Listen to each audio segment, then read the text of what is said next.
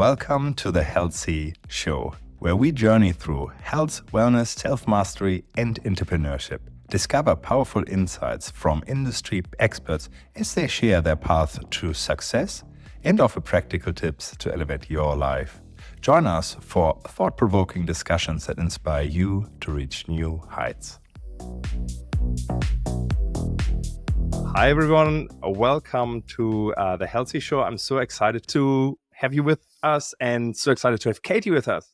Katie Gregory is a qualified naturopath and also a nutritionist, a proud member of the Australian Natural Therapist Association. And she's a founder of Whole Alchemy, which I'm really excited to learn more about as well, which is her main vehicle to offer her gifts to the world. Welcome, Katie. So cool to have you. Thank you. Thank you so much for having me. Brilliant. Look, I prepared for this episode this morning, and I was wondering, when did the profession of naturopath actually came into being? Is it something that has been around for a long time, or is that more like a recent development? And how would you define that particular profession? Yeah, that's an interesting question. So natural medicine has been around since really the beginning of time. We really are using traditional medicines and starting with lots of the herbs that, our ancestors would have used for centuries ago.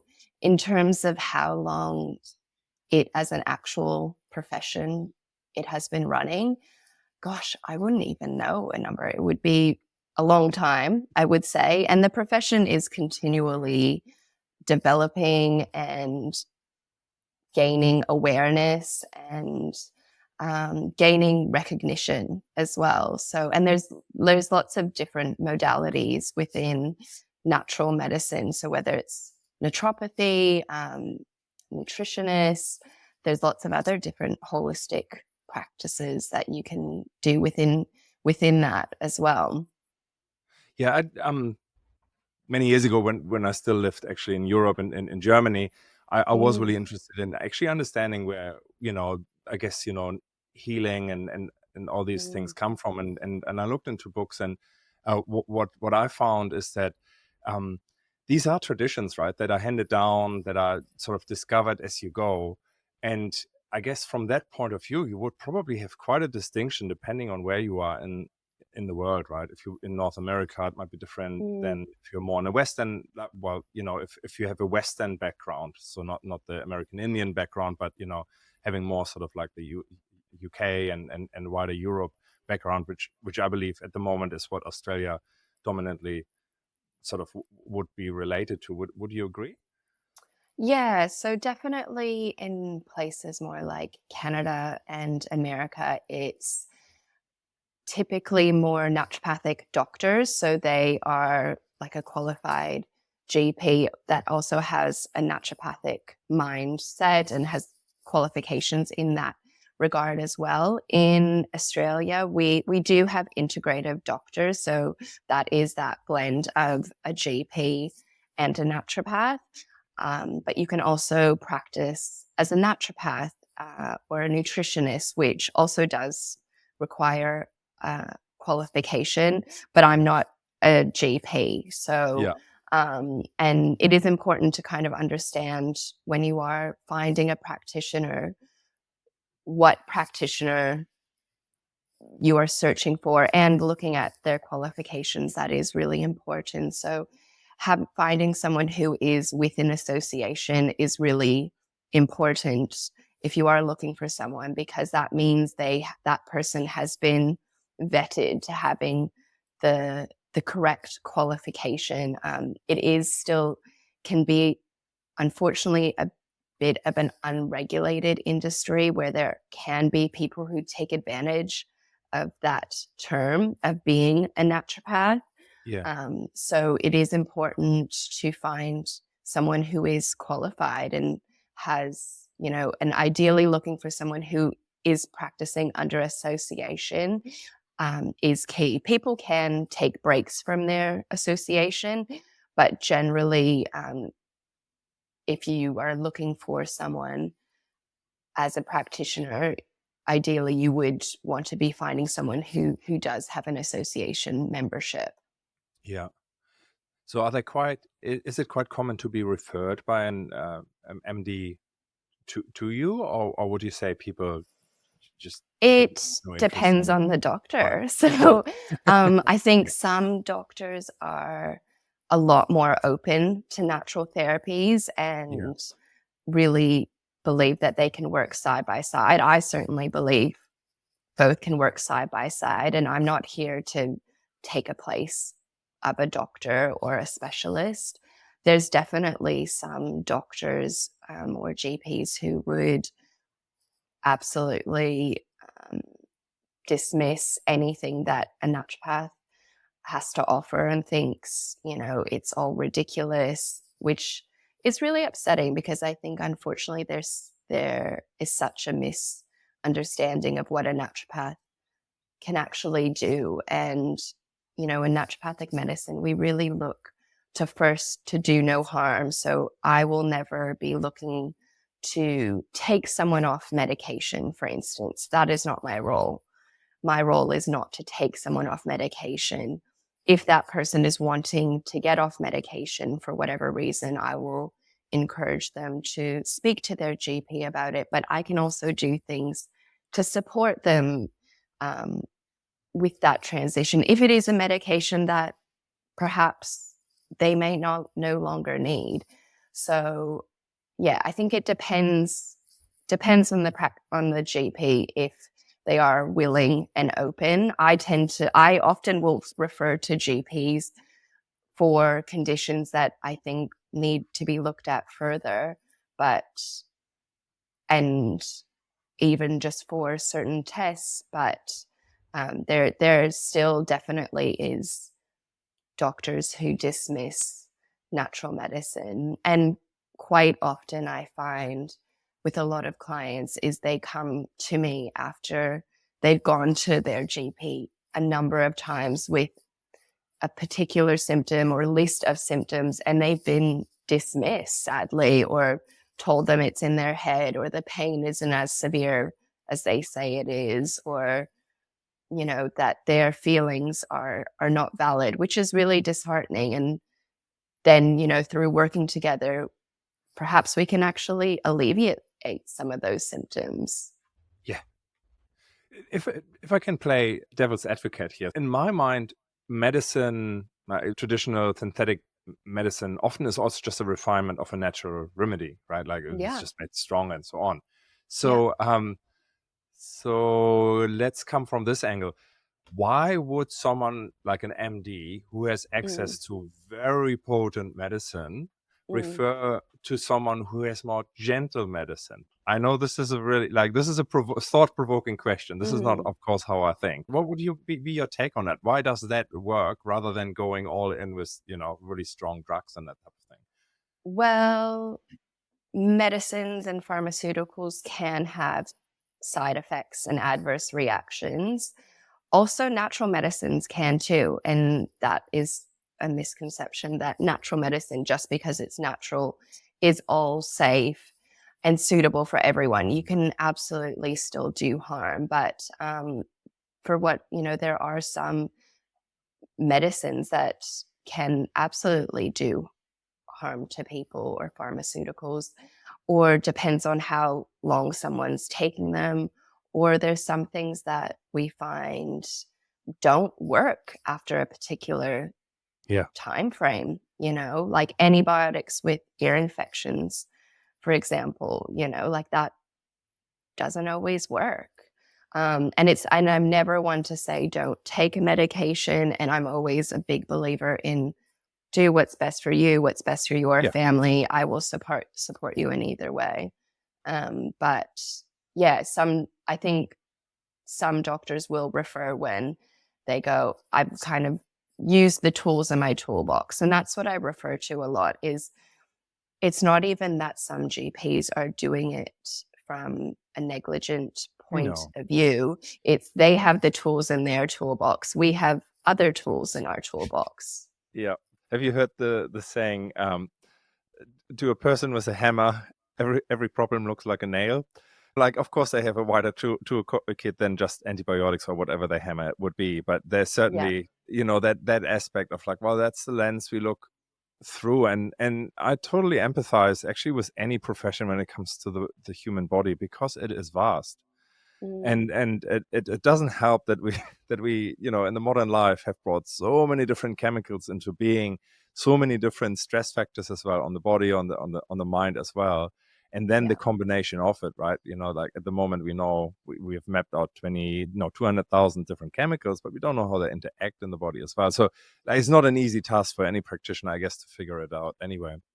Exactly, exactly. So, um, I dream of a world where we can all work together and we all have our place. Um, like if you are dying from a heart attack, yeah, you want to go to a hospital. I'm not going to say a herb's going to save your life in that instance. So there's a place for everyone. And so I really dream of a world where we can work collaboratively. And, I think something to keep in mind with doctors is a lot of doctors have very little nutritional training. So, It's and many hours, I think, yeah, in so like Germany. It's many hours. they have minimal knowledge in that area. And they're often looking not so much at prevention. A lot of it can be um, treating a symptom, treating a problem, which definitely I understand. And I guess naturopathy, we're also looking at the root. How did you get to that problem? Why are these problems happening for you? And we know that comes from different body systems. It's not just one problem equals one system.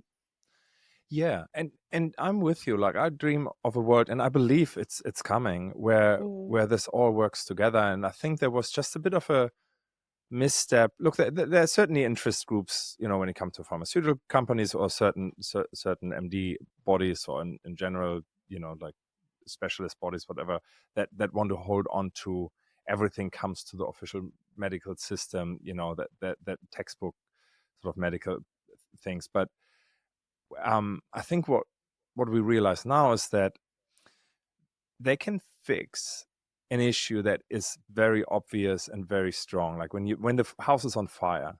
I had a couple of practitioners earlier, like in the year on here, and what we found is that if you want someone to make sure that the fire alarm is working, that you like in Australia, it's really important that you don't have termites because there's also fire risk and so on. Um, MDs are just not trained to actually do anything unless something is majorly wrong. And I think what becomes now sort of common knowledge is that there's some markers that might only be one or two, but instead of zero though. And medical people would say, well, until it's 10,000, there's no issue. yeah. But the, the fact that the marker has started to move basically tells us in 20 years there will be a problem, and that's quite predictable for whatever the marker might be, Mm, right?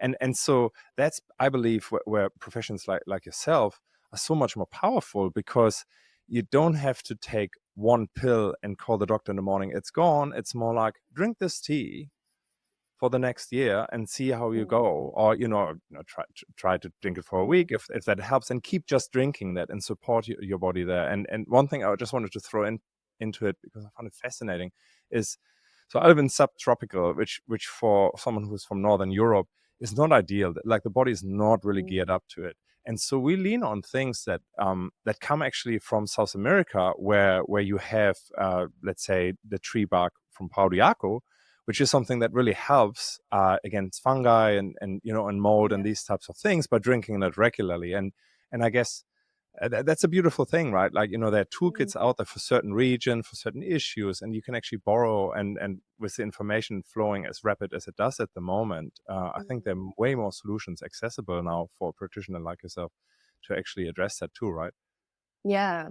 I think there's also something to be said for the time frame that we have with our Mm. clients. I can spend an hour and a half with someone, just me and them, and I am really getting into all the body systems, really finding out about them, their family history, their, diet, all of that. Whereas most GPs, they're back to back. They have 10 minutes with you. So even if they're Ooh, not yeah. necessarily, you know, they're not always just trying to get you or give you the wrong thing, but they have such a small window to get to the like to figure out the problem and figure out a Yeah. solution. That's hard to do that. And I Yeah. think, yeah, like you said, with the testing, that is something where we're really looking for that optimal level. So whereas a GP's markers can often be a lot wider, but we're looking for optimal health. Yeah. And there's some functional tests that we do. I've done them on myself. Like I did a functional gut test on myself a couple of years ago, not actually particularly for any gut issues with myself, but for more just nervous system health. I was looking for any certain things, maybe connecting to any brain things. And it turned out that I had a marker that there needed more investigation. I ended up getting some testing done. And then, I actually ended up having to go to getting colonoscopies done. And basically, the gastroenterologist, I showed him the test, and, he was the typical at first. He's like, yeah, I don't normally like these sorts of tests. And then, but was like, yeah, well, yeah, I think we should do the colonoscopy. And yeah, he basically said if I hadn't have had that done, I would have had cancer in 5 years.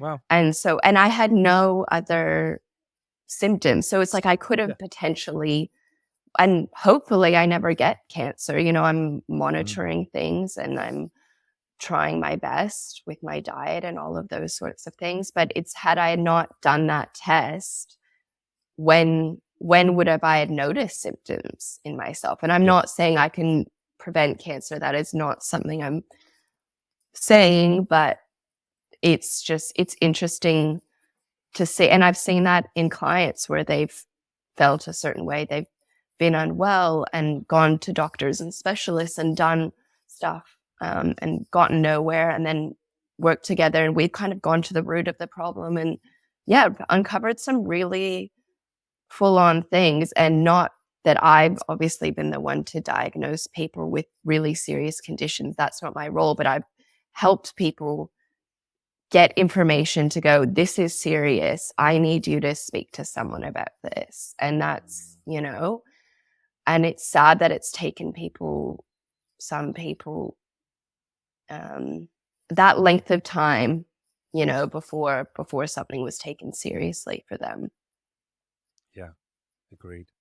Mm. Yeah. So if we think about a specific topic, like let's say, for example, sleep, and someone comes to you and Mm. says, I've trouble sleeping. How would you approach that? Sleep's a really interesting one, right? So sleep, I would be asking questions. I'm not immediately, when someone says, I have trouble sleeping, okay, here's the sleeping Yeah. solution. I am asking questions. Why do you have trouble sleeping? I'm trying to uncover what's their sleep hygiene like, what's sleep hygiene's a big thing. So I'm a big advocate. So an hour, 2 hours before bed, really winding down. So no devices in the Okay. bedroom. So no phones, tablets, Yeah. TVs, anything like that. Anything like that can be really, the blue light can be really stimulating. Mhm. I'd be encouraging someone to have a hot shower, hot bath, maybe a sauna, um, lighting some incense, lowering the lights in the bedroom. The nighttime is really a time where we should be kind of honing in on that relaxation time. Yeah. When someone's sleep is also a reflection of what's going on for them during the day. So are they Yeah. drinking 10 cups of coffee and then expecting to sleep at night? Or are they drinking lots of alcohol? That can all affect it. So definitely I'm a big believer in, you know, rising with the sun and sleeping with the moon. So really kind of getting up early, trying to expose your body to early morning light is really important. So whether it's a walk or getting just some outside exposure to the sun, because that really helps regulate our melatonin. The sun in the morning helps that cortisol to rise, and cortisol often gets such a bad rap as being the devil, that, we don't want cortisol, but we do need some cortisol. We don't want too much and we don't want too little. Yeah. So that's, and then, what else in their diet? Are they eating enough? Some people have regular wakings because their blood sugar level drops. So, making sure that they have a good protein rich dinner to help balance their blood sugar levels, but also making sure that they're not eating a really heavy meal right before bed. So, we should be eating a lighter meal in the evening. There are some other really beautiful herbs that I look to in clinical practice for sleep. So things like oats or chamomile or passion flower or Jamaican dogwood. They're all really beautiful herbs that I would look to. And they can be really gentle, and they're not herbs that kind of give that really groggy sedative feeling the next day, because that's one complaint people will have when they do take sleeping tablets, is then the next day they're wiped out. So they're not herbs that will do that. Yeah. How important is the use or the late use of devices when it comes to sleeping problems? I think it's a really common problem. I think we all do it from time to time. We're very switched on our phones. We can be reached at any moment on probably 20 different apps. Like if you ask anyone, like they're on Instagram, Facebook, Slack, Teams, email. It's like there's so many different platforms, and we can be getting notifications all the time. So that blue light can really impact us. Even just having the Wi-Fi on at night. So I try and encourage people to turn the Wi-Fi off, because having that Wi-Fi on can really, the EMFs from that can lower melatonin levels. So turn the Wi-Fi off at night. Not only will it help you not check your phone or other devices, but it will, help reduce the EMFs in your home as well. Definitely. There's actually a study that only was released, I think, late last year from, I think, Melbourne University, showing really clearly that Wi-Fi contributes to bad sleep. And absolutely. yeah. And just I from was reading that one. Oh, okay. From a really practical point of view, that if you have a really advanced sort of like modem setup, you can just say, disable, and you put it on a schedule. If that's not the case, you can just use a timer, like just one that basically takes the power away from your modem at a particular time at night, and then switches it on in the morning again. Like there's very simple ways you can actually make sure that it's not used it's not on when you don't use it because you sleep anyway, or you're meant to sleep. Yeah. And charging your phone, a lot of people do this. They charge their phone right beside the bed, and just the level of EMFs going through that. It's, think of what we're doing to our bodies. It's crazy. On a daily basis, we're exposing ourselves to these things. Yeah. And then on top of that, I mean, the whole aeroplane mode, can help that too. But yeah, that's so true. I certainly remember times where, I would just like in the middle of the night check my phone. Odd times. Yeah. And no need for it either, right? Yeah. It's probably one of the most addictive things of our generation, having this device. And that is something that, when I speak to people when they wake up in the middle of the night, I say, what do you do when you wake up? And a lot of people they check their phone, and then that increases them being awake. Then they get, on a deep scroll into something, and next minute it's 2 hours later and it's the middle of the night. So it's really a good habit to break. So charging it in the other room if possible, and just turning off Yeah. the Wi-Fi at night. Yeah. How about light? I know that, Mm. we moved away from the incandescent light bulb to more the LED light, and that of course includes a spectrum that you would naturally not find in the evening, or Mm. at dawn, so dusk outside anymore. Oh, during at night, you mean, or in the morning? Oh, what I mean Yeah. is, at night you would normally, the sun doesn't give off the more sort of blue light, Mm. whereas LED lights do that even when it's dark, right? Yeah, yeah. I think, getting natural light is really important, Natural light first thing in the morning regulates that melatonin production. It also gets you out of the house at an early time, Yeah. and sets you up for a good day. I think if you can try and get out, and that's often, so many of us are spending 90% of our days inside, haven't even stepped foot Yeah. outside. That's so bad for our grounding into nature, into earth, and a ground, that's probably one of the most simple grounding practices that someone can do is get outside, plant your bare feet in the earth, and even if you don't move, just stand there, stand in the grass, and feel the earth's energy and ground yourself. Yeah. I met Clint Ober, who discovered sort of the whole problem of being ungrounded and therefore having a Mm. positive charge in your body, and what that does. And it's fascinating to see that on live blood pictures of how how blood that is positively charged sort of clocks together. It doesn't flow the same way as if you would touch the earth. Yeah. Therefore, and judge the earth is a negative sort of pole, like, and so it pulls actually the electricity out of you quite quickly. And in that moment, you don't have these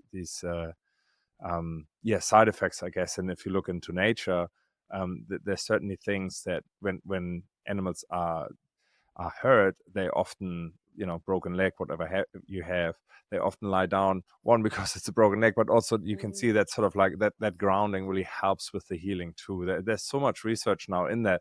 The problem is just for us, I believe that we've been thinking for so long that we need medicine, that we need a really strong approach to fix something, or that we actually can't rely on our body to help itself, if you help Mm. the body to help itself. And grounding is one of those things. So it's like, well, you can't even see it, how can that help? Much better to put something in the body to make everything accelerate. And of course that sometimes helps, but there's also the side where you said, just give it time. Time's a Yeah. great healer. Yeah. Yeah, I think nature is a very powerful tool, and one we take for granted, and we're destroying at a rapid pace. But nature can offer us so much. So spending as much time as you can in nature, even if it's solo or with your family, that can provide such mental clarity. And even if it's small amounts, you don't Mm. always have to go on big missions to find somewhere. It can simply be your backyard, or your local beach, or anywhere. Just simple moments of time in nature can really boost the energy and the vitality within the human body. Yeah, so true. How Mm. does exercise affect sleep? Exercise is really important. So exercise, it a body, when we're not moving a body, it becomes, more painful to move, which in turn can affect sleep. But exercise affects our um, insulin levels, obviously our weight. It also helps support that healthy melatonin production. So, yeah, movement is definitely something I will always encourage for people. And sleep, when we sleep, that's when we produce human growth hormone, which is that, it helps the body repair and helps the muscles grow.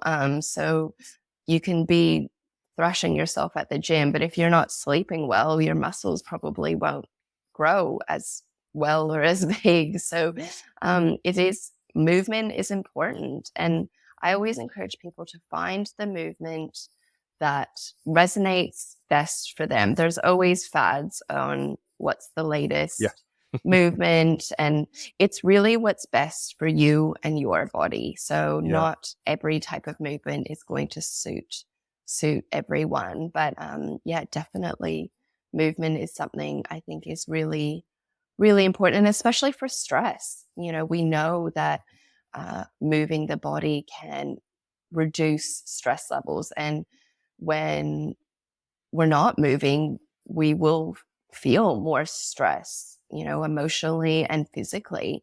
So definitely, I encourage daily movement, even if it's 20 minutes a day.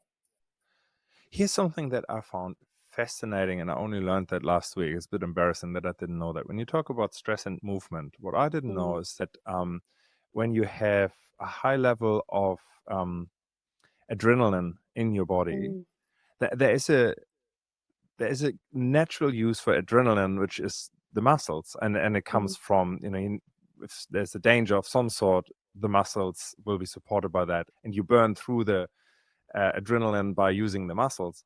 Um, but if the situation is actually a stress that is coming from your mind, meaning like you actually have a deadline to meet, or mm. you somehow have emotional stress, the same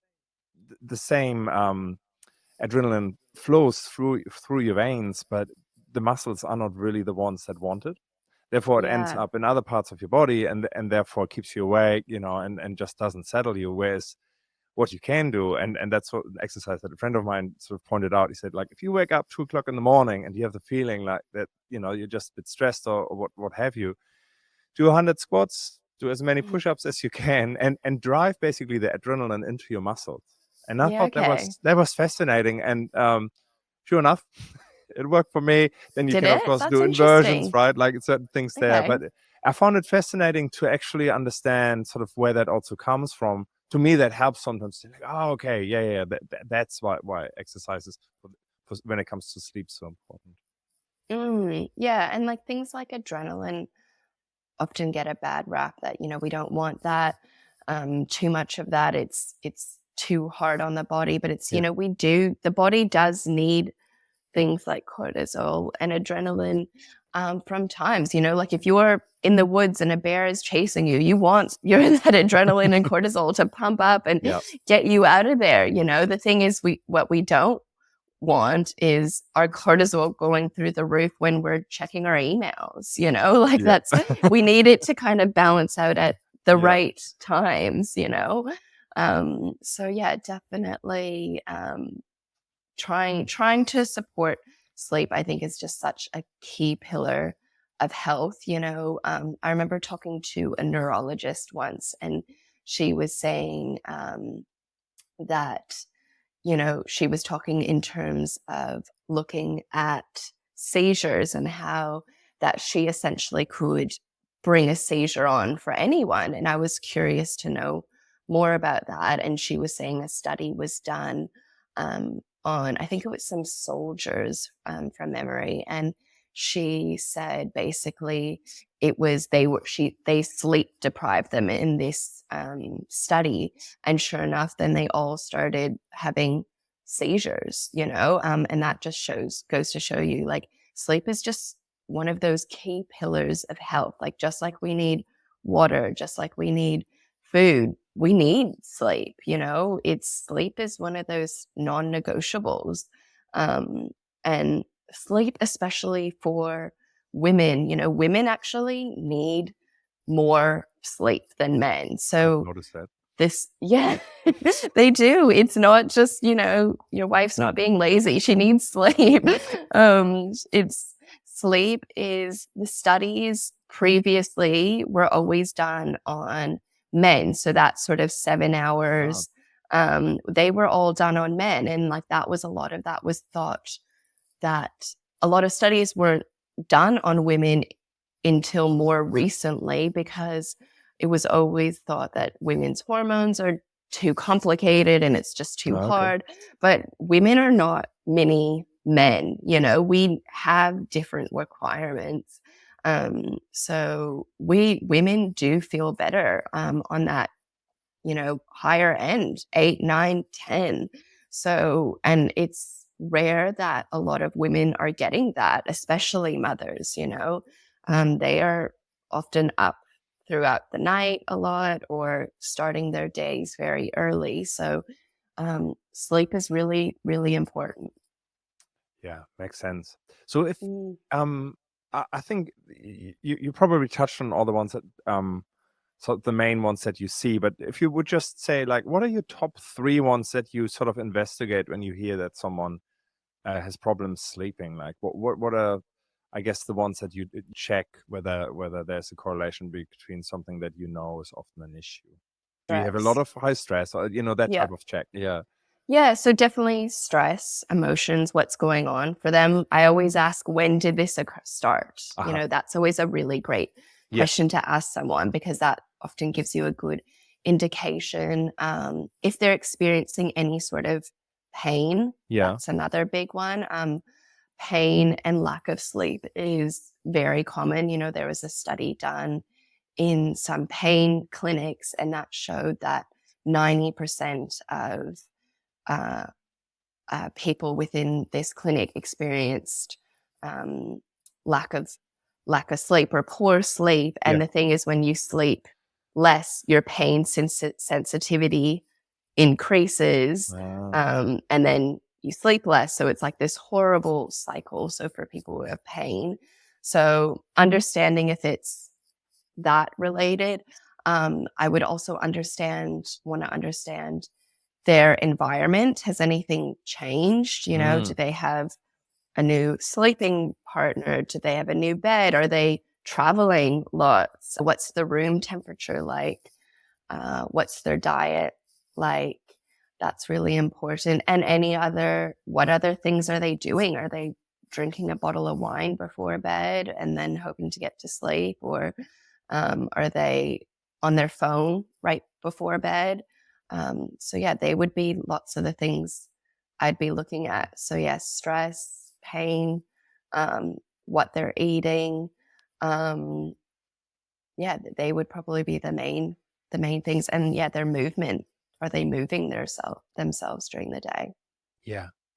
Um, when you think about alcohol and Mm. sleep, what's the goal there? Is there an amount that is helpful? Is any alcohol at night no good? Is alcohol in general not to recommend? Or what's your take on this? Yeah, like I think alcohol, it depends on your relationship with alcohol, I think, for a particular person. I don't, well, for some, it can feel like, they feel like they can have a glass of wine and then they sleep better. It's like you're actually having a less restorative sleep. So but then I think it's life balance as well too, So, and I understand some people enjoy alcohol and it's social for them. And I think it depends on how you're using alcohol. If it's a stress relieving technique, I don't think that's the best way. I think there needs to be a healthier relationship with alcohol. Often alcohol is seen as a reward at the end of the day. Today was a hard day. Mm, Let's have a drink. Whereas um, you know, getting into a good relationship with alcohol. I think you will sleep better without alcohol at all. mm, And it's not even just then your sleep, you make better food choices or lifestyle choices the next day. You're probably more likely to get up and go for a walk or go to a Pilates class in the morning if you didn't drink the night before. So mm. I think in an ideal world, less alcohol, but I'm also very much a realist that it's a life balance but it's your relationship with alcohol and how it serves you. Yeah. Yeah, that's a good point. Does Mm. it serve me? Yeah. Yeah, personally, my body never liked alcohol. And I think that doesn't mean that I didn't have my time where I drank alcohol, but to me it was also something that I couldn't stop. And I actually say that Mm, sometimes to people because I really rarely drink even a beer. What I hear is that many people can't stop. I thought I was quite yeah. special. And it's like, okay, this is so extreme. I can't actually stop drinking alcohol once I'm a Mm, little bit tipsy. Therefore, I shouldn't do it. But the reality is, I think that's probably true for many, right? And so they drink then the whole mm. bottle rather than just a glass of wine. Yeah. Mm. Yeah, and I get it. Like, I was a huge drinker in my 20s. Huh. I drank a lot. That was before I was a naturopath. Yes. Now, like, I'm not drinking at the moment, and I feel good not drinking. I'm not saying I won't drink ever again. Right Yeah. now, Yeah. I'm not, but I think it's, yeah, recognizing when it's good for you or when it's Yeah. not good for you, and the amounts, Yeah. like, I think that's a huge thing. And as we get older, we don't process it as well Is that as we right? used to, especially women. Uh-huh. So that's something to keep in mind. But yeah, I think, yeah, it's important to just check in with yourself in what it's doing for Yeah. you. Yeah. Fair enough. Mm, Um, Another topic I really wanted to touch base mm, with you on is reproductive health. I think it's mm. I often I know a lot of people that put out off having kids Mm, to first have their OE and have some career and all of that, and then being in their 30s suddenly it's really hard to actually get pregnant. And yeah. I'm pretty sure this has not always been like that, but it's more recent, sort of also lifestyle related problem. Do you see a lot of these issues occurring where people actually can't fall pregnant and having children? Yeah, it's something I work with a lot, and it's hard, it's heartbreaking for someone. You Yeah, get people coming to you and they've been desperately trying to fall pregnant for a certain amount of time, and it's devastating when it isn't happening.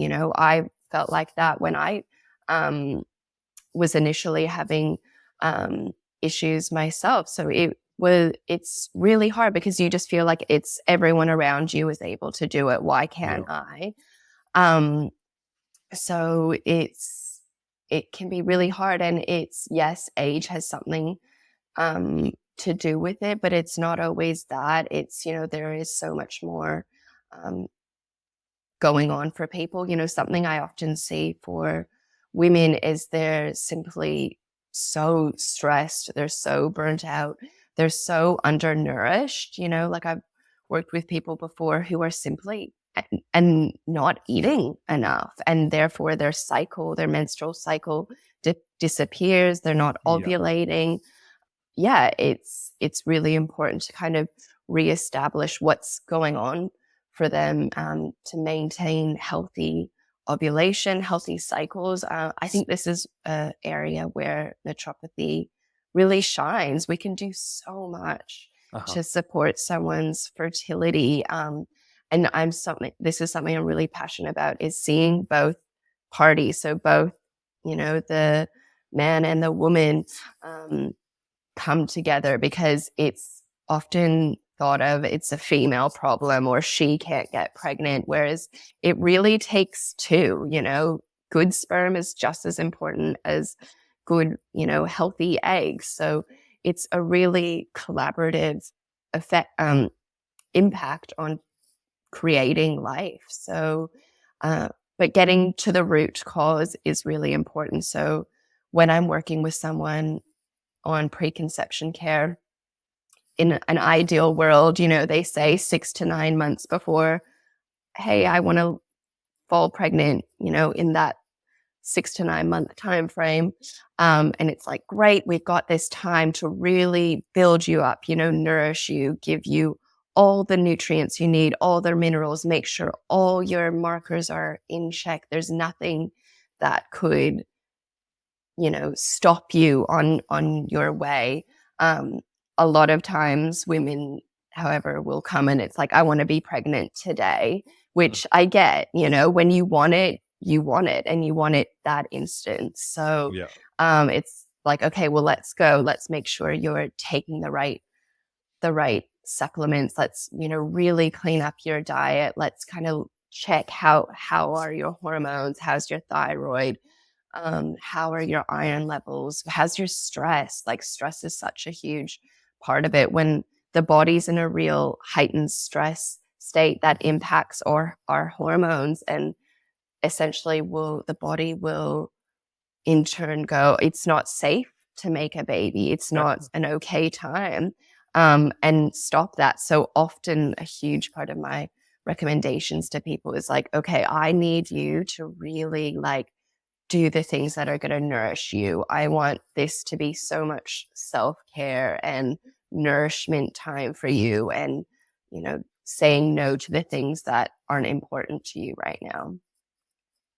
Do you think, if I hear you correctly, then you say, like, basically when men and women are not healthy enough, they can't have babies, because it's basically a prevention from, well, from nature, really, to say, look, we're not up for it. We don't have, like, for the women, we don't have the reserves for it now. We actually don't have the nourishment. It Mm, will maybe also affect, your teeth, your bones, wherever we will yeah. get those from. And I guess if we go too fast and we're actually sick parents, or does that mean that our children don't have the best start into their life either, because they come out of a suboptimal body that has not everything to give that it should? Yeah, and like, look, it's not to say there's absolutely people out there who fall pregnant and they're doing, crazy things. They're Yeah, drinking lots or taking lots of drugs, or, like, it's not to say that and I think that's what's really difficult for some people to see is like, why is that person falling pregnant? And yeah, look how they treat their yeah, body. That some people that can happen.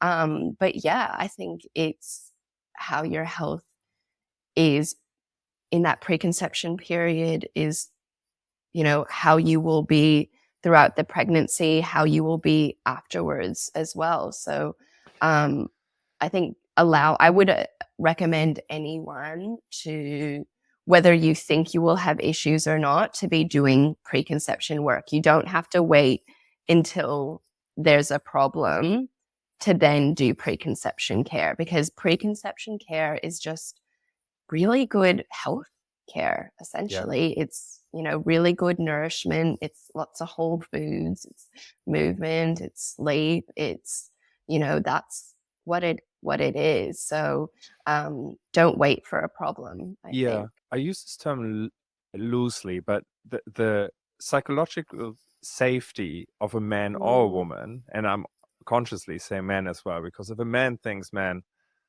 I actually don't really want to have a child with this woman, and mm, and opposite, the woman says, like, oh, I don't really want to, and maybe that's subconsciously, and maybe it's also not a definite, but it's like, right now, I don't feel I want to have a child with you. I think there's also something to be said of actually doing the emotional work. yeah. Being married now only 2 years, but having been together with my wife for much longer, I certainly know that because we have kids really, really early of our relationship.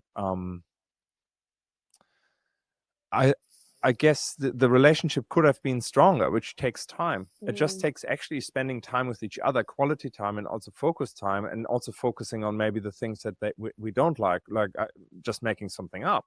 Like, if the wife says, "Look, I can see you really enjoy, husband. I really enjoy you. I can see you enjoy on Saturday morning to go off and play golf, but I mm, also can see that basically, if this would continue while we have a child, the Saturday would be completely a write-off. You're at work from Monday to Friday anyway, so we have one day together. That doesn't feel particularly good for me, and really supportive. And having just the conversation of, like, if we have a child, things have to change, right? It sounds obvious, but I'm really passionate about this topic, and I can see that mm. sometimes it's just like, the people need to align each other to that, to actually make it happen. And then suddenly the pH that was a problem beforehand, I think that's one of those topics, right? Like, the pH of Mm. the between them is not really working, therefore they can't fall pregnant. So, and then it Yeah, works. no, it's definitely, I think, yeah, being emotionally on the same level is really important when you are trying to conceive. And the baby making process can put a lot of stress on people. I think not always, but often I see it's a woman who's really stressed doing all of this work, and they feel like their partner is kind of Yeah. taking a back seat. Um, it's, I always encourage people to date, like you should still be romantic with each other, Yeah. be playful and try and, work on the issues that you may have before. And it's because kids make life hard. I'm not going to say it's easy. It's No.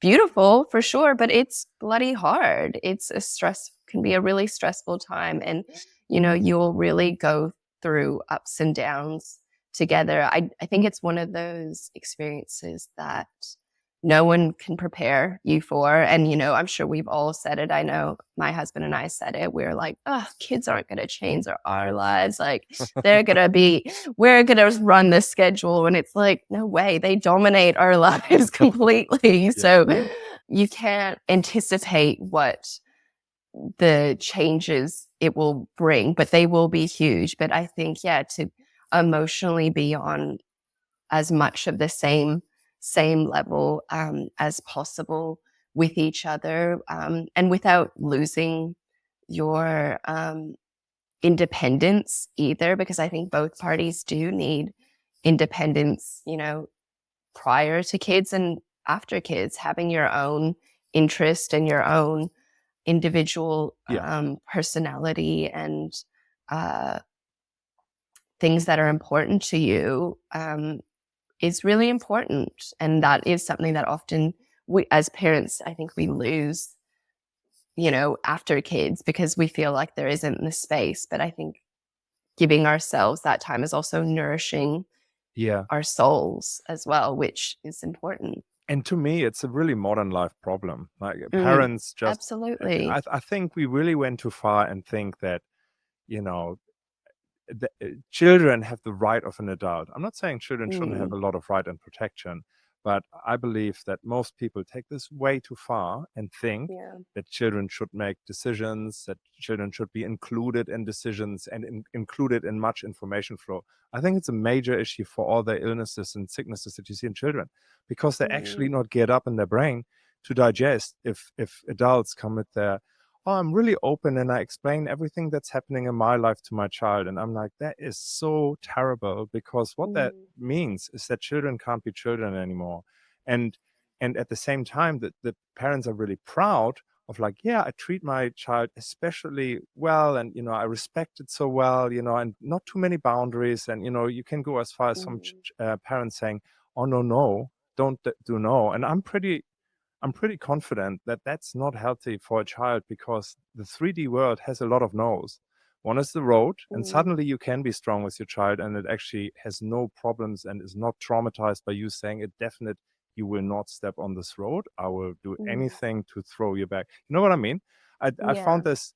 It really derails me when I hear that parents saying, "Oh, we're doing really good parenting," and it takes over our life, and that's just children. It's like, no, it's not.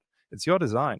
You are the one that actually leads this family, and you make sure that you have enough time, and that has nothing to do with not looking after your children. It's just one of those things that I see, Mm, especially sort of like in metropolitan areas. It's like you mm, ruin your life and your relationship for the sake of a child that then is in a relation is trapped in a family that has a lot of problems that stem from you having the wrong idea about what a child is. Anyway, that's my, mm.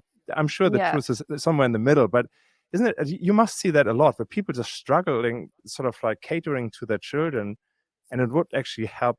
Just look after yourself too, not only after your Yeah. children. It's really important to, especially I see a lot of moms, who are just so burnt out, like you ask any mom, and I bet she's on at least, 25 WhatsApp chats trying to keep the, organizing of a family life together. I think it's the weight is a lot Yeah.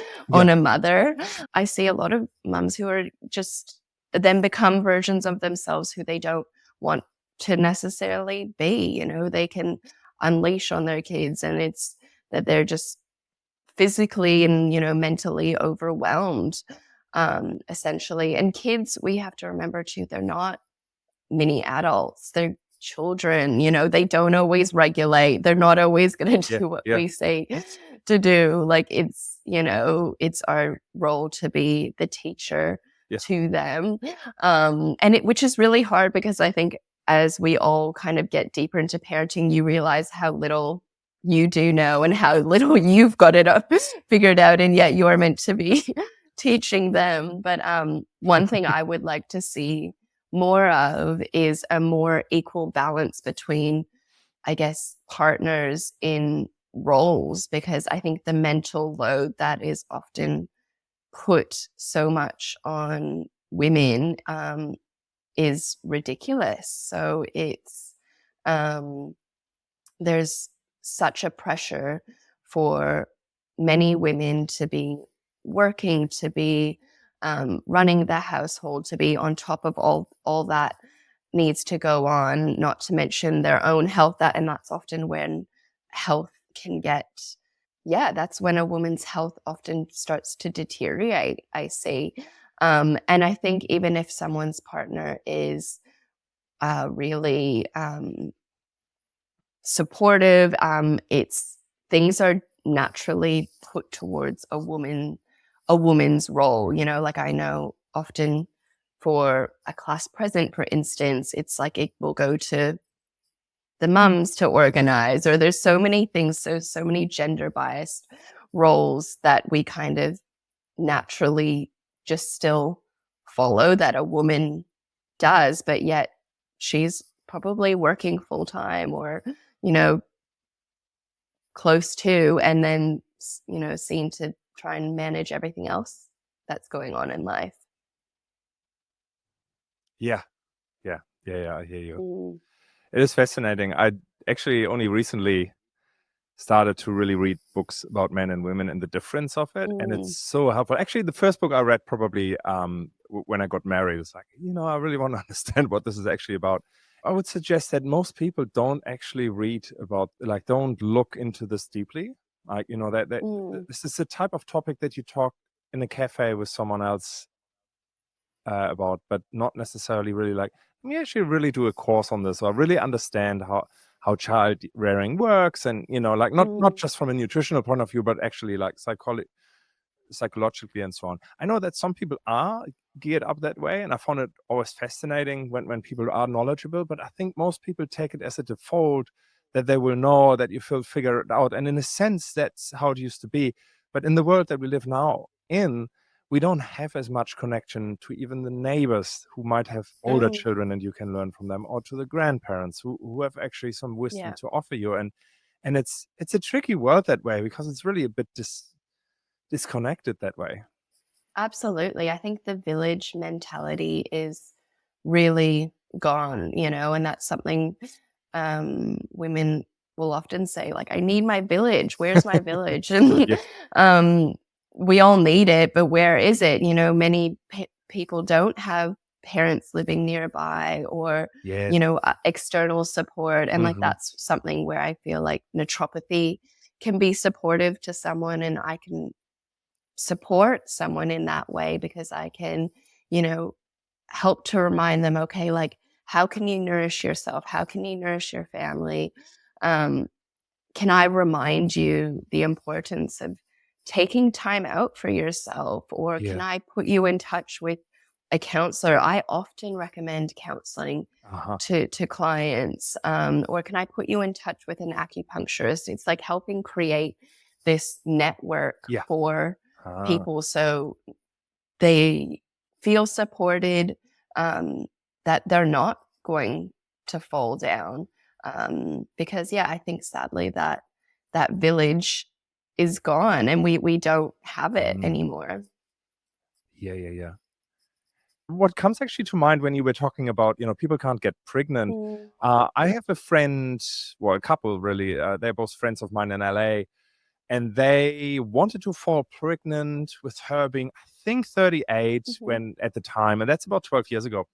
And it's, I think that they were quite close, but did a lot of tests of, can she have children still? What's going on there, and so on. And what happened is that they figured out that she had a really, really high mercury levels mm, in her body, and I think the lab actually called her and asked, "You still alive?" Like, Oh, because wow. these Wow. and so she did a lot of work around that, and it is fascinating to hear that they will actually give birth in a month. She Oh, is 50. There's always hope, yeah. and it's the same partner, so it wasn't that they weren't compatible to each other, but Mm, for whatever reason, they needed a little bit of time there to make it work. mm. And I found, the statistics probably will not mention much about 40 having kids, or maybe 45, I don't know. Similar thing of like, how long will you be pregnant? Normally is it 39 weeks? If you, 39 to 42 kind of depends.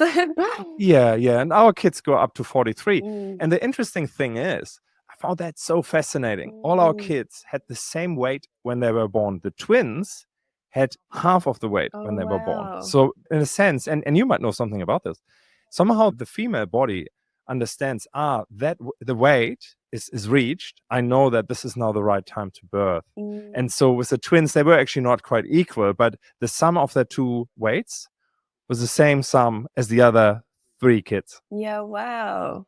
Yeah, Yeah, I thought that was that's fascinating, eh? interesting. Well, yeah, birth weight Yeah. can be impacted by lots of different things, just the parent's size, also Yeah. things like gestational diabetes. But yeah, twin Ah, bubbas will often be smaller. Sometimes IVF bubbas can be smaller too. ah, But I think it's important to remember too that as humans, we're all different sizes. I yeah. think that's one thing in pregnancy and in birth. We can get really fixated on like a number, and we're all different. Obviously, we want everyone to be healthy, but yes, what size someone is isn't always a bad thing or a negative thing, and how quickly they're putting on weight when a baby after a baby's born. There will be some babies who are bigger, and some babies who are have formula, they might be a bit bigger as well. So yeah, Uh-huh. we're all individual humans, and we will look different.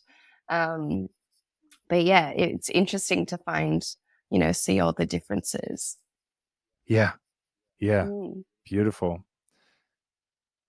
So if we summarize sort of like what we just talked about the last 25 minutes in terms of reproductive health, when someone says, "I can't get pregnant," Mm. how what are the top three sort of investigations, topics that you would talk about to figure out whether that's one of the main issues?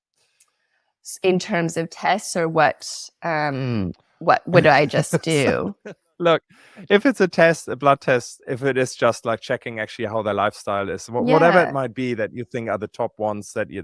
I would definitely make sure they're eating as close to a whole food diet as possible. Uh-huh. So, Yep. as much good quality fresh vegetables, fruits, organic. Try and get as much organic food as that you can afford. Um, Yeah. Same with good quality protein. I would, often recommend testing. Uh, doing lots of different tests at the beginning to see what's Yeah. going on for someone, because we want to make sure your nutrients are where they should be. I'll be Yeah. looking at things like your iron, your thyroid, your vitamin D, your Mm. insulin, um, your B12, your cholesterol. Like there's so many, your hormones, all these different things. There's so much that I'll be looking to, because I just want to make sure that when you do try and fall pregnant, that you're in the healthiest place possible. I will also be checking how stressed you are. Are you a really stressed person? Are you sleeping? Um, yeah, there's so much to it. And what other are you using? Any other substances? Are you smoking? Are you vaping? Uh, Are you using marijuana? Anything like that, because they can all impact huh. someone's fertility. So they're all sort of questions I'll be looking to. And how is someone's cycle? Are they menstruating? Is it regular? Is it painful? Is it heavy? Is it light? And I would be also just really encouraging the male partner to get involved as well if he isn't already, Yeah. because two to tango always. Let's get hydrated. Let's stay hydrated. Do you Yes, have a full hydrate house always. filtration system, by the way? Do you know what? I would love an inbuilt filtration Yeah. system. That's like on my wish list. I do not have that. Do you have one of those? Yeah, we work with Mm, Dr. Mark. He is he's an affiliate of ours, also professor okay. at. You would know his book. His main book is, I think, Natural Remedies, like the Natural Remedy book, like the textbook. That's Okay. him. So he Okay. wrote that probably 20 years ago, but it Yeah. has, Wow. yeah. So he's super knowledgeable because he wrote that book. Um, Yeah. but he also made a filter, and it's a fascinating system which has also sort of it structures the water. It has Mm, blessings written on it, really, really tiny. It has the normal filters in terms of a carbon filter and that type of thing. And what we find is that, well, we didn't know that showering is the main issue when it mm, comes to low chlorine and other things that are in the water. I always thought it was drinking, but mm. luckily we have our liver, so it's actually not. It's actually when it goes straight through the skin or uh, through the breath. But Yeah. I think overall I found it so beautiful because you can just drink out of any tap. Like our kids still, I don't Yeah. know That's why, so they still go good. to the kitchen, thinking that that's the filtered one. Even though we have had filters for, I don't know, 4 or 5 years, it's still like How going to the good. kitchen. Like you can just go to the bathroom next to your door and next to your bedroom and get some glass Yeah. of water in the middle of the night. But yeah, anyway, it feels, Oh, yeah, it feels, we feel really privileged being able to do that. yeah. Yeah. I've got a benchtop one, but Yeah, yeah, that is the goal to yeah, have one of those inbuilt ones. yeah, yeah. So I'll have to come over and drink some of There yours. you go. Very cool. Yeah, it's one of those things in general. I found water is fascinating because some people are really, Mm, it's something that more people are passionate about than one might think. Like, mm, I know I lived in Auckland, that's some 15 years ago now, and I would drive quite a way to go to the best spring that I knew of. And often they're in the middle of the city even, and they're still, when you yeah, test them, are beautiful and really, really special. But also in rural areas, people go to springs to get their drinking water because they just say this is, definitely. yeah, isn't that amazing? The quality is Yeah, so much better. Absolutely. And yeah, that's one thing, hydration is so, so important. And when you're especially drinking water from old taps yeah. and things like, or old pipes, I should say, that can really impact someone's health. And hydration is such a huge part of health. So, really ensuring that someone is well hydrated is Yeah. so important. Every cell in the body needs water. So, hydration is definitely key in health. Very good. Look, I have one more topic that I would love to dive into a little bit deeper, Yeah. and that's menopause or Yeah. premenopause. Do you see many clients that have problems with that? Yeah, yeah. It's one of those diagnoses. It's actually a retrospective diagnosis. So Okay. menopause, yes, I do see it quite often. It we consider someone in menopause when it's been 12 months since their last menstrual cycle. Yeah. And it's interesting, some women can breeze through it, no Yeah. issues at all. For some, it can be extremely, debilitating. It can be, they can have tons of hot flushes. It can affect their mood, their libido, their weight. Um, they can experience pain, lots of brain fog, loss of energy. So and it can last for some people a long time. I know it all can sound really doom and gloom, but I think one thing that's good to remember is that menopause, just like puberty was. Puberty had that beginning, middle, and end. We're not in puberty now. Yeah. When some of us were going through it, it wasn't the best, but that's similar to menopause. It's another chapter in someone's life. So it can be a longer chapter for sure, but it doesn't have to be awful.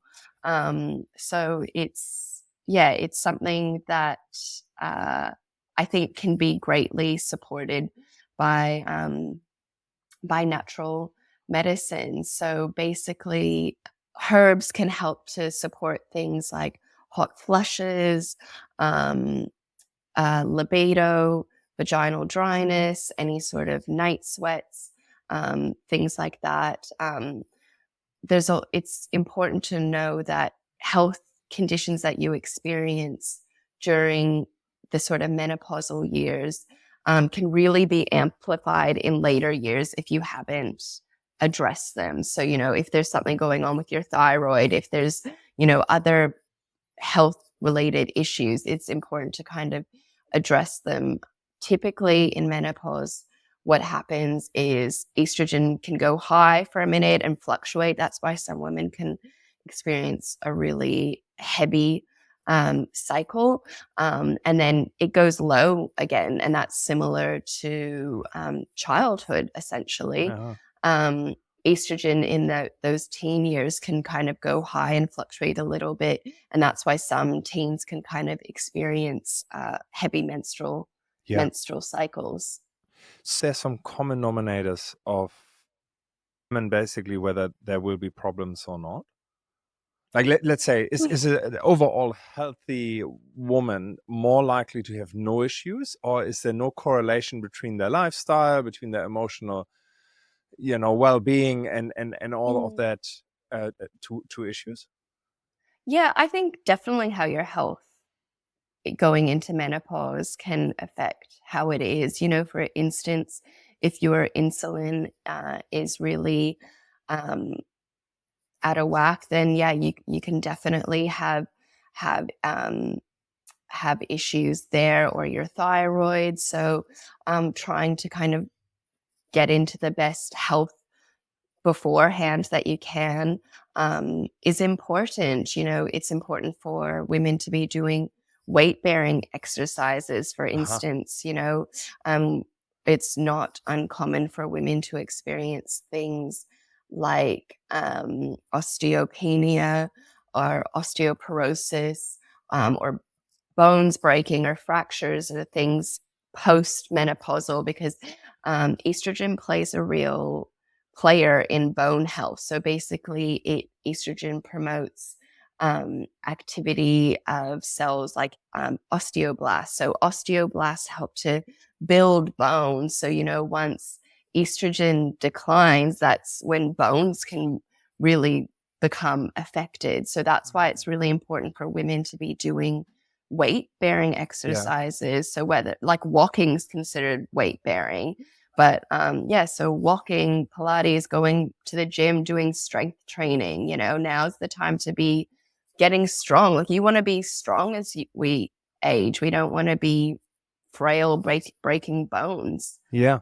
So that, yeah, I think ideally kind of getting in terms of to the best sort of health state beforehand is important. Sometimes for some women, if their mother experienced a really bad menopause, that might, there might be some issues there. If you experienced quite heavy menstrual cycles before, you may kind of in that lead up have some issues there. So, yeah, there's lots of different factors. Not every two women are the same, and no one will just because someone's friends having horrible symptoms doesn't mean you will, and you might have different symptoms as Yeah. Right. well. So it's all very individual. And like I said too, there's some women who are fine. They don't have many issues at all. So, but I think it can also be a really um,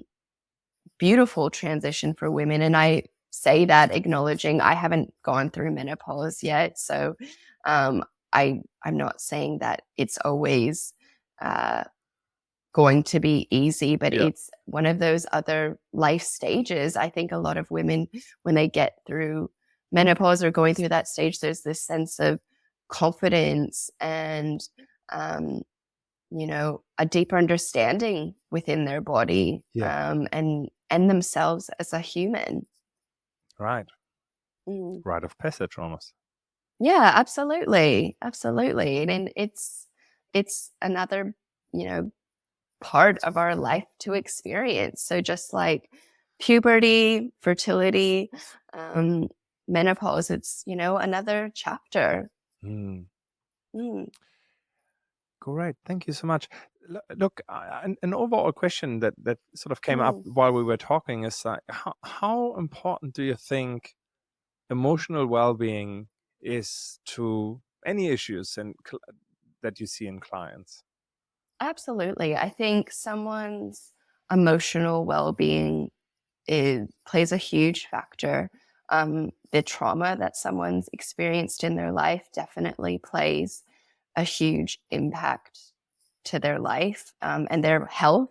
If someone's experienced lots of trauma in their life, they're more likely to have things like autoimmune conditions or um, things like ADHD or depression, anxiety. So, and it's not to say always someone who has any of those things has had trauma. No, that's not to say that, but there are correlations. So, um, yeah, checking in on someone' emotional well-being is always really important. And I think that's something in naturopathy we can get quite deep with people. And obviously, I'm not a counselor or psychologist. I will always refer to those, but um, people become quite vulnerable in sharing their story. And um, like there's that book when the like how the body keeps score. Um, and yeah, our physical health can be a reflection of our emotional well-being. So definitely finding out what's going on for someone. How are they feeling? Are they feeling genuinely happy? If they're not okay, do they have a support network? Do they have people that they can lean on? That's really important. Yeah, thanks. No, I Mm, definitely agree. It's not mm, to understate. I sometimes find it fascinating to see people that might have not the most healthy lifestyle, but their emotional well-being is up there because they have community, they have joy in life, they have purpose in life, yeah. they get enough rest, and therefore their overall emotional state is really, really good. And it seems to sometimes override uh, uh, I guess physical problems. In fact, I don't know if you've ever heard the story about this man who had cancer, stage 4 cancer, and he was in the hospital and just decided that he takes it all lightly and started to watch only funny movies. So and Okay. started to really practice laughing easily. Mm, Um, After a while, I guess if you laugh a lot, it's much easier to laugh even more. And I yeah. think they had to discharge him eventually. One, because the cancer was gone, but the other one is like he was really disruptive to everyone else. And I would love to dig Laughing too out the much. story because it is fascinating, but it Mm, makes sense to me because, you know, when you are in that state of joy, I would say that it balances your hormones very differently, your pH in your body, and so on, yeah. and that could really make a huge difference.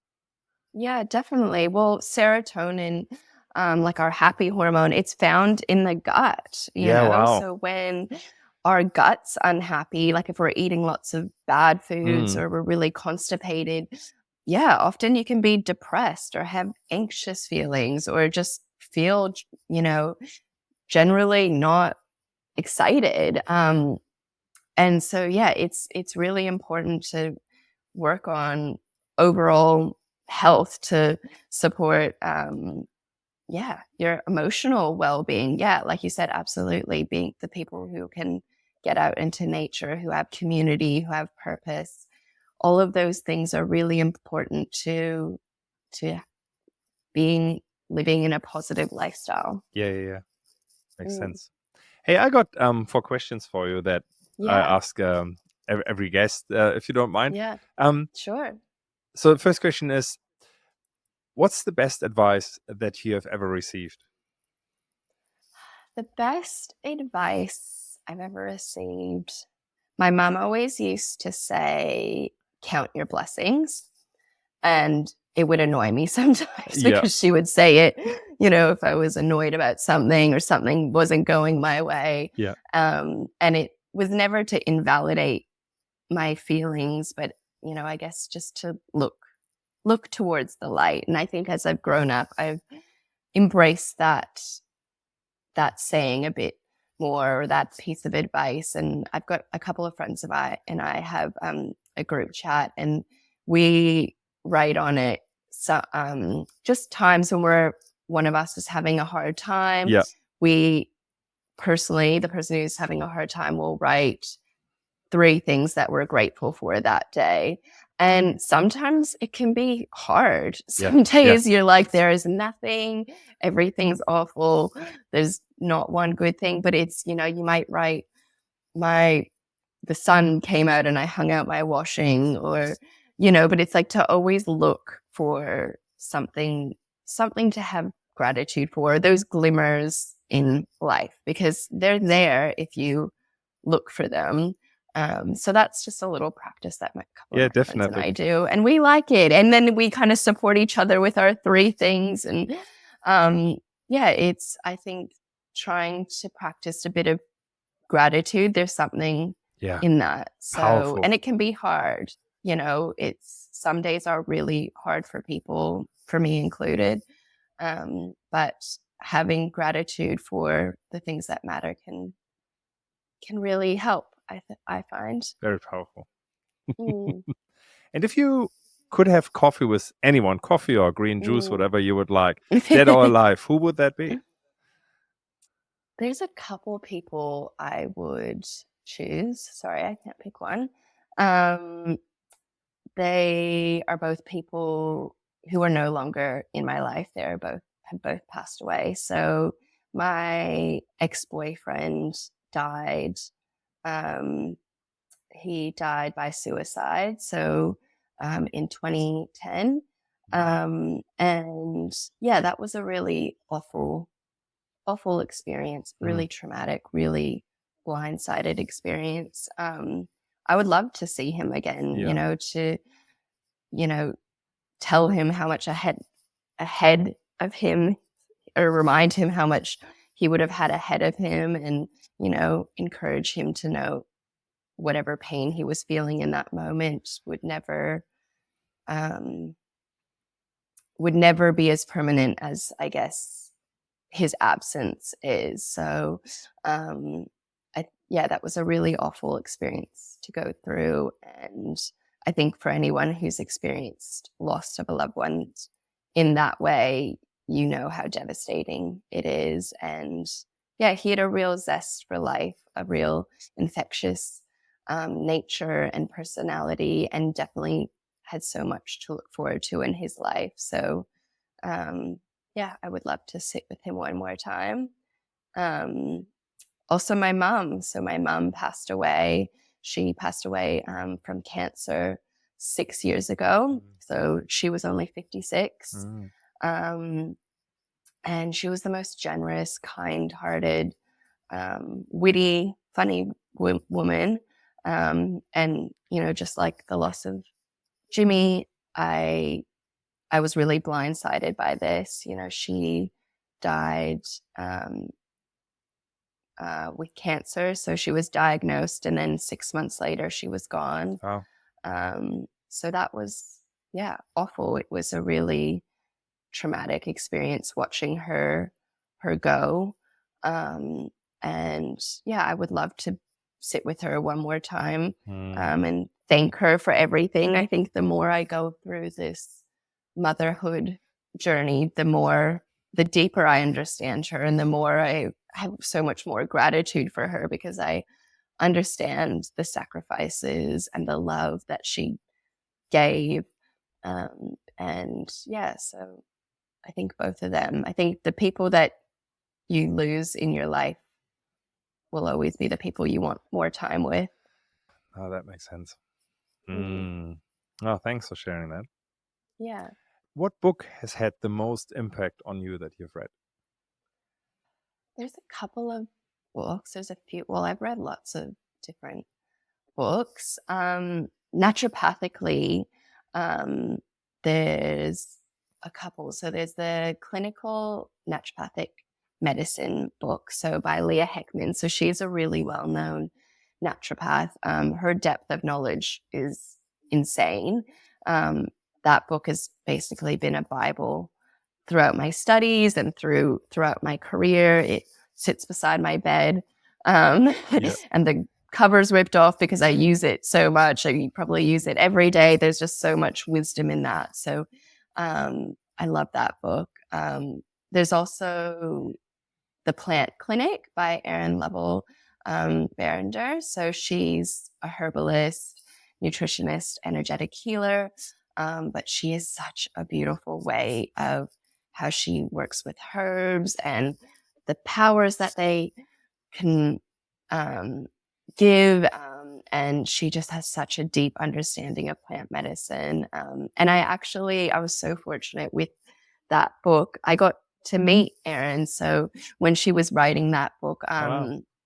I got to go up to Byron and do some recipe testing with her for the book, and help her for a few days while she was kind of nutting out what she wanted to do. And it was so cool seeing her in her element and seeing her process. So that was such a cool privilege. And now I know